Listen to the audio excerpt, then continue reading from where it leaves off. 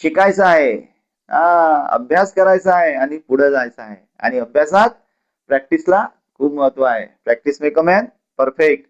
आपण टेन्स शिकत आहोत, आपण बरेचसे टेन्स शिकले आहेत, प्रॅक्टिसही केली आहे आणि आपण प्रॅक्टिस सतत करत राहणार आहोत. मला माहित आहे की जितके जास्त सेंटेन्स तुम्ही एक्सपिरियन्स कराल, अनुभव घ्याल, जितके जास्त वाक्यांचा तुम्ही सराव कराल, तेवढं तुमचं तो विषय मजबूत होत जाईल. टेन्स मध्ये सिंपल प्रेझेंट झाला, सिंपल पास्ट झाला, सिंपल फ्युचर झाला. सिंपल फ्युचर परत एकदा घेऊन येतो आपण प्रॅक्टिस सेशन मध्ये.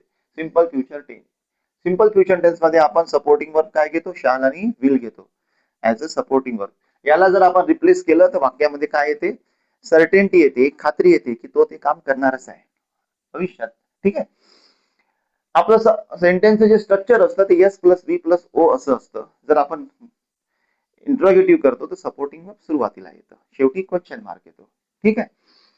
आता काही सेंटेन्स तुमच्या समोर आहे. Mangesh will declare result. Mangesh रिझल्टची घोषणा करेल.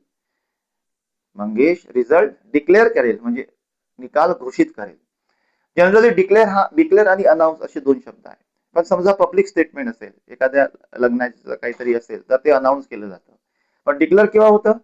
समजा एखादं कोर्ट लेवलचं मॅटर आहे किंवा एखादं मॅनेजमेंट लेवलचं मॅटर आहे, एखादा रिझल्ट आहे, इलेक्शन कमिशनच्या संदर्भातली गोष्ट आहे की जे ऑफिशियल ज्या गोष्टी असतात, ऑफिशियल जेव्हा डिक्लेरेशन असतं तेव्हा आपण डिक्लेअर वापरतो, अनाउन्स वापरत नाही. हे नॉलेज तुमच्या कामात येईल. Okay. Mangesh will declare result. Mangesh रिझल्टची घोषणा करेल. आपण याला मेक इट निगेटिव्ह करतो म्हटलं तर म्हणजे नकारार्थी स्वरूपाचं, म्हणजे मंगेश रिझल्टची घोषणा करणार नाही. तर मंगेश आपल्याला फक्त नॉट घ्यायचा आहे. कोणासोबत? सपोर्टिंग वर्ब सोबत.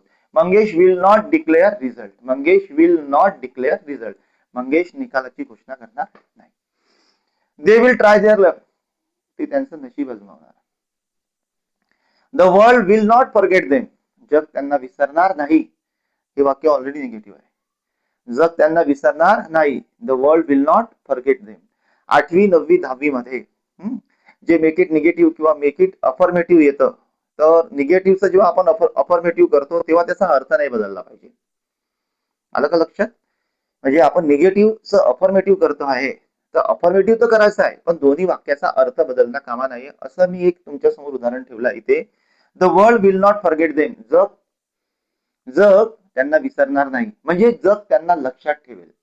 The world will not forget them. जग त्यांना विसरणार नाही म्हणजे जग त्यांना काय करेल? लक्षात ठेवेल. हे वाक्य कसं लिहिलं जाईल? The world will remember them. जग त्यांना लक्षात ठेवेल. जग त्यांना लक्षात ठेवणार म्हणजे the world will not forget them म्हणजे जग त्यांना विसरणार नाही. मेक इट निगेटिव्ह आणि मेक इट अफर्मेटिव्ह. निगेटिव्ह करायचं आहे तर असं म्हणजे अफर्मेटिव्ह असं राहील, त्याचं निगेटिव्ह असं होईल. निगेटिव्ह असं राहील, त्याचं अफर्मेटिव्ह असं होईल. 8वी 9वी 10वी 12वी सारख्या एक्झाम मध्ये make it negative make it affirmative जेव्हा येतं तेव्हा दोन्ही वाक्याचे अर्थ बदलता कामा नये.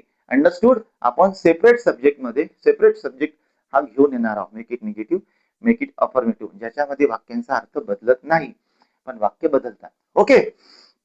We shall manage the time. आम्ही वेळ सांभाळून घेऊ. आम्ही टाइम मॅनेज करून घेणार. Okay. I shall catch the train. मी ट्रेन पकडणार. I shall catch the train. मी ट्रेन पकडणार. I will send letter to management. मी मॅनेजमेंटला पत्र पाठवणार. इथे आपण शालच्या ऐवजी काय घेतलंय? विल घेतलेला आहे. म्हणजे सर्टेनिटी आहे वाक्यामध्ये. कशी आहे? खात्री आहे की I will send letter to management. मी मॅनेजमेंटला पत्र पाठवणार. ओके. अशी बरीचशी वाक्य तुम्ही बनवू शकता. इंग्रजी सोपं करू शकता. मी तुम्हाला प्रत्येक वाक्याचा अर्थही सांगत आहे. बरेचदा कसं होतं, आपण शिकून घेतो, आपल्याला ते वाक्य माहित असतं, पण त्या वाक्याचा नेमका काय अर्थ निघतो काय ग्रॅमॅटिकली करेक्ट. आपल्याला बोलताही आलं पाहिजे. Yes, speaking is most important. आणि समोरचा व्यक्ती काय म्हणतोय हे आपल्याला लक्षात आलं पाहिजे, जेणेकरून आपण त्याला रिप्लाय देऊ शकतो. Understood? It is very easy, it is very simple and practice make a man perfect. आणखी काय सेंटेन्स घेतो म्हटलं तर, जसं इथे मंगेश आहे. Mangesh will declare result. The court will declare result. The government will declare result. आलं लक्षात? NTA will declare result of NEET very soon. तर अशा प्रकारे आपण वाक्य बनवू शकतो. दुसरी गोष्ट, they will try their luck. इथे तुम्ही असं म्हणू शकता की I will try my luck. My brother will try my luck. My daughter will try her luck. हा, तुम्ही एकापासून आणखी जास्तीत जास्त वाक्य बनवू शकता. असं नाही की तुम्हाला मी 5 वाक्य दिले तर तुम्ही 5च वाक्य बनवायचे आहे म्हणून. तुम्ही जितकी जास्त वाक्य बनवाल, तुम्ही एक वाक्य धरा आणि सब्जेक्ट आणि ऑब्जेक्ट चेंज करा, वाक्य बनवत जा आणि मिनिंग गेस करायचा. घरी जर मोठी मंडळी असेल त्यांना विचारायचं आहे की नाही, डिक्शनरी असेल तर डिक्शनरीत बघायचं. Very simple.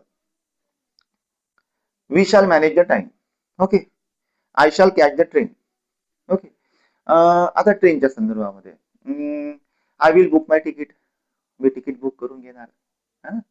समजा कुठे जायचं असेल, शिर्डीला जायचं असेल, दिल्लीला जायचं असेल, केरळला जायचं असेल, आपण काय करतो, ओडिसाला जायचं असेल तर आपण ट्रेनचं टायमिंग बघतो आणि चार्ट चेक करतो, टाइम पाहतो, मॅनेज करतो आणि त्यानुसार मग काय करतो, वी बुक द तिकीट.